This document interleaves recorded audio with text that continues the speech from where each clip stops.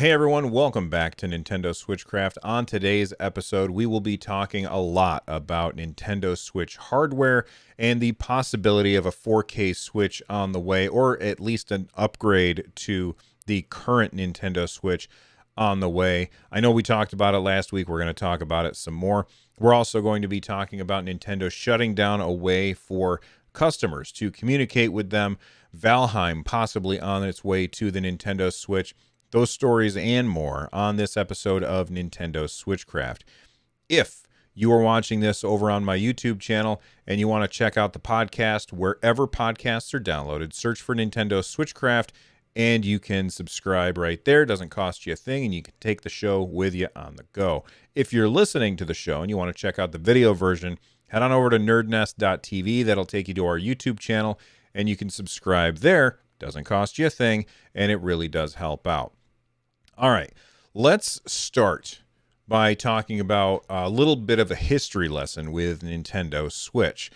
When the Nintendo Switch launched back on March 3rd, 2017, it launched using the Tegra X1 system on a chip. This is the CPU for the Nintendo Switch.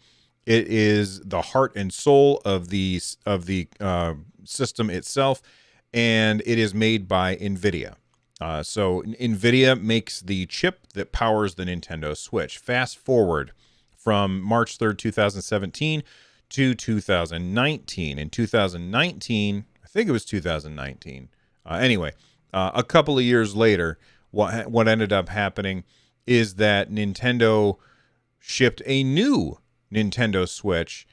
This one still was using basically a die-shrunk version of the Tegra X1 chip. So it was a little bit smaller and it was a little bit more efficient. And that means that the Nintendo Switch had a longer battery life. Now, if you look at your Nintendo Switch, like right now, you might be curious, do I have a launch Switch or do I have the revision? The difference between them being the battery life is the big difference between them. So if you have the launch Switch and you look on the back of the Nintendo Switch, it will say HAC01. If you have the revision Switch, it'll say HAC01, and then in parentheses, it'll say -01 again after that. The difference is just battery life. Everything else is very much the same, but it's, the reason that it has a better battery life is because it's not using the original Tegra X1 chip. It's using the shrunken version of the Tegra X1 chip, which is codenamed Mariko. All right. So now that we understand that, let's talk about the rumor that has been, leaked to GameReactor.eu. They have a source who is familiar with the matter, which, take that with a grain of salt. It's a rumor. And that's what we're talking about here. It's a rumor. But the source, who is familiar with the matter, told Game Reactor that NVIDIA plans to stop producing the Tegra X1 Mariko chip in 2021. They don't have any further details on that. But what does that mean for the Nintendo Switch? Now, you go back an episode, I talked extensively about the rumors of a 4K Nintendo Switch, 4K upscaling when you plug it into a TV, still with a 720p screen. That 720p screen would go from a 6.4 inch screen on the portable version to, instead of 6.4, up to 7 inches, basically just getting rid of that bezel, which in my opinion would be a fantastic change, getting rid of that bezel. Now, I would like to see the resolution of that increase from 720p probably up to 900. I know that there's people who also listen to my podcast, 143 Pixels, and they're like, Bill, you always say the resolution doesn't matter. You're right. I do. But when you're talking about a screen and then you make it bigger without increasing the resolution, it just kind of gets blurry. We saw this before on the 3DS, and I was not a fan of the way that the 3DS XL took the same exact resolution but made the screen so much bigger. It just introduced a lot of blur, and I wasn't a fan of it. But, I talked extensively about that last episode. Make sure you go and check that episode out if you haven't already. This extra bit of rumor news coming from Game Reactor about the idea that NVIDIA is shutting down production of the Tegra X1 Marico chip. That's the one that's in the Nintendo Switch now. It makes a lot of sense. Nintendo, if they are bringing a Switch Pro, then one of the very important things that they're going to have is more power in order to push that 4K stuff. Another advantage to having another new chip is to, again, extend the battery life. I mean, when you look at the battery life of the Nintendo Switch, it is very impressive. I am always impressed when I play on my Nintendo Switch. Probably not the launch one, but the updated version, which I did end up trading in my launch one for the updated version. The updated one has a really good battery life, and you can play I have never run into a point where the Nintendo Switch has told me, hey, the battery's about to die, plug it in. Now, is that because the battery life is so amazing on the Nintendo Switch, or is it because of the way that I use the Nintendo Switch, which most of the time is docked, and I tend to play at most for an hour or hour and a half or something like that in portable mode. Now, I know that there are people who use their Nintendo Switch and they never plug it in. I'm sorry, they never play it docked. When they are playing, they're playing in portable mode, and that means that battery life is way more important to them. So, yeah, you definitely want to have the upgraded version. I think that whatever NVIDIA ends up doing for Nintendo, I mean, do they make a new chip? Or do they bring the Tegra X2? If you look at no matter what they do, I think battery life is going to get better, in my opinion. Because when you're playing, it's not going to do all of that crazy stuff. It's still going to be a 720p screen. And if it's a 720p screen, then that's not a lot of pixels. And that means it's a whole lot easier for the system to just last longer. But no matter what they do, if they make a brand new chip or if they use the X2 instead of the X1, we're going to have better battery life.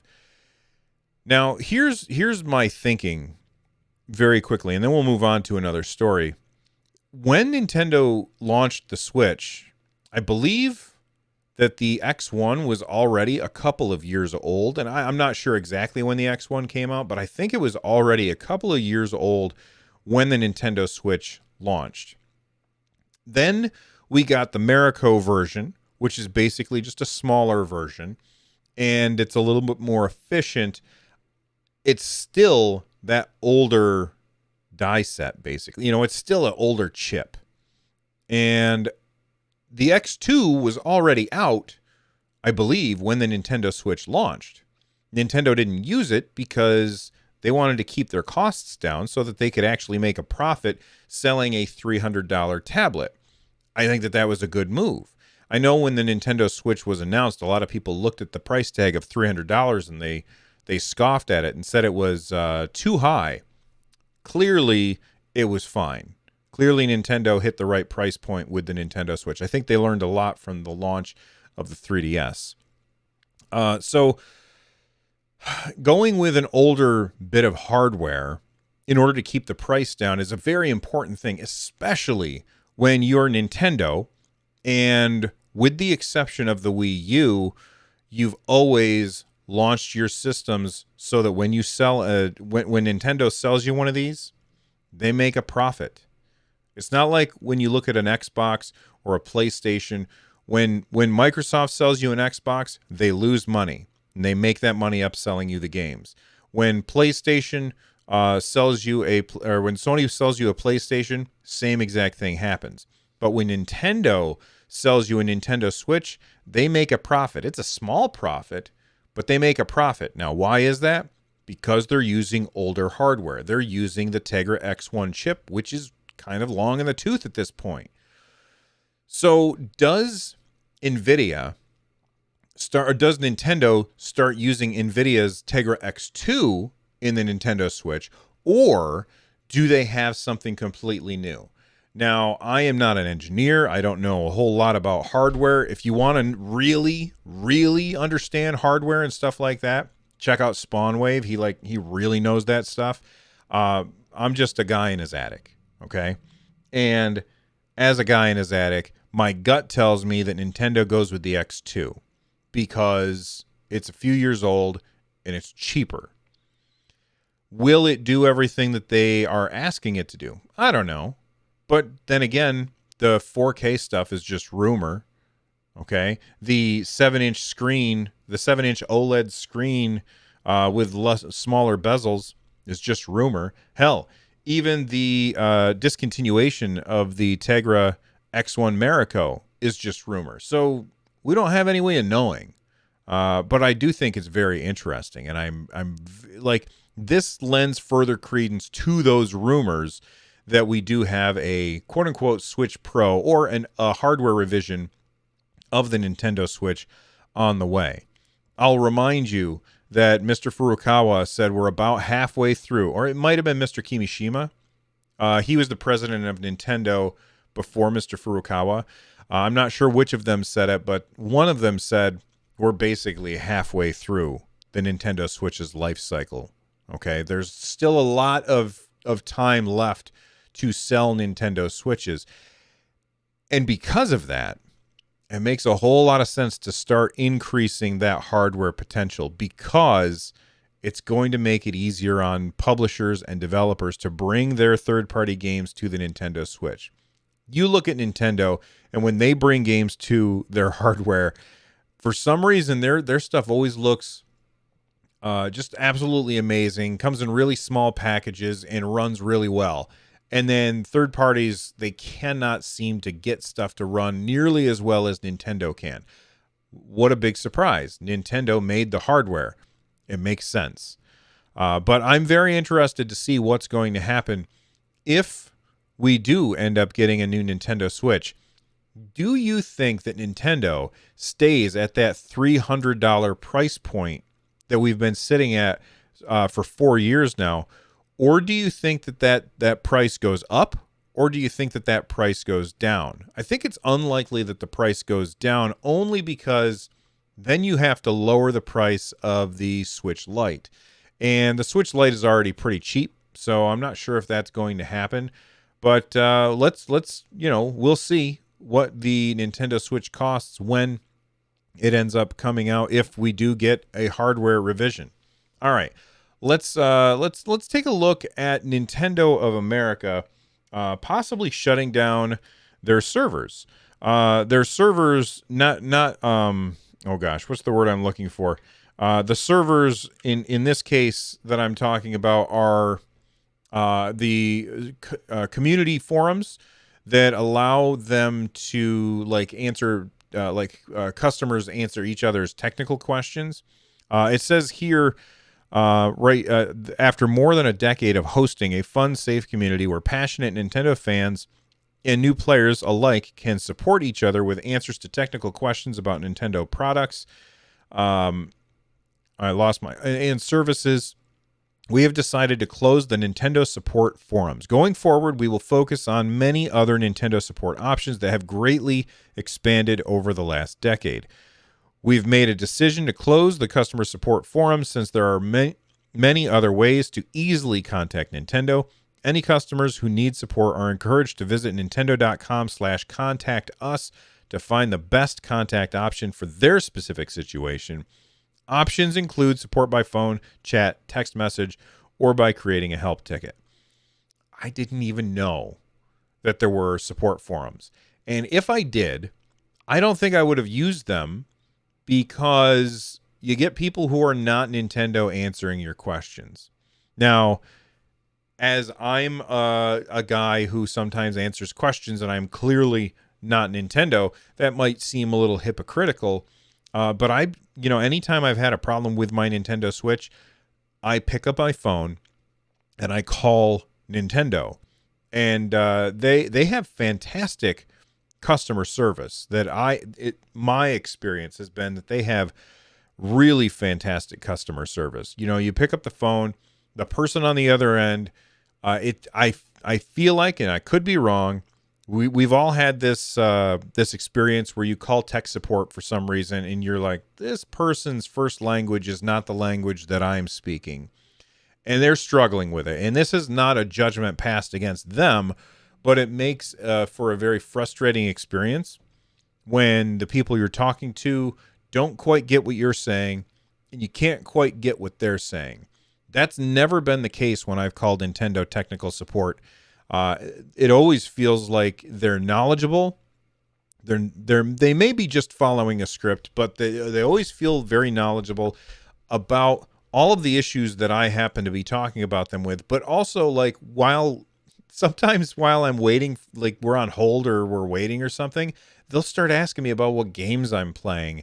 And like, I'll be like, oh, I'm playing this. And they'll say, oh, I've been playing this game or whatever. And it always, to me, feels authentic. And I've just always been impressed by Nintendo's customer service. Joy-Con drift aside. Hopefully that stuff gets worked out. It's never going to. So the fact that this forum existed, I didn't know. And I wouldn't have used it anyway, because I'm much more interested in actually just calling and talking to a person than trying to, post something and then wait for somebody to respond. That's always kind of a pain. All right. Some of the best ports on Nintendo Switch have been made by Panic Button. You look at games like Doom, I believe, was Panic Button. Now, they didn't make the game. They ported the game. They ported Apex Legends, which is supposed to be absolutely fantastic. I believe they did Rocket League as well. Panic Button, they know the Switch hardware, and they can get it to do some pretty amazing things. And they have recently said that they're interested in porting Valheim to the Nintendo Switch. Now, if you don't know what Valheim is, first off, you probably have not been paying attention to video game news recently, because Valheim is all anybody's talking about. I've been playing this game like crazy. It's very seldom that a game grabs a hold of me so much that I think about it when I'm not playing it. Breath of the Wild did that. Minecraft did that. And Valheim has done that. World of Warcraft has done that too. Valheim is in early access on PC right now. It's $20. It is the best $20 that you can spend on a video game right now, in my opinion. It is so good. You play as basically a dead Viking, and you are in the afterlife, and you have to survive. And, you go and you chop down trees, and you mine ore, and you fight monsters, and then you build your castle. It is so addictive and immersive. I've never played a game that has made me feel like I'm in the woods. Like, I grew up going and playing in the woods all of the time. Like, I live in a very, very rural area.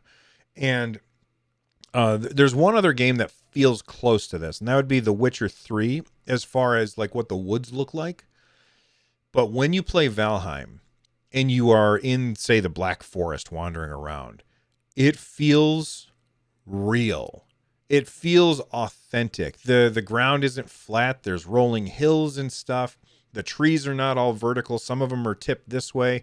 The tree physics in the game are absolutely insane. You chop down a tree and it falls and slams into some other tree, starts rolling.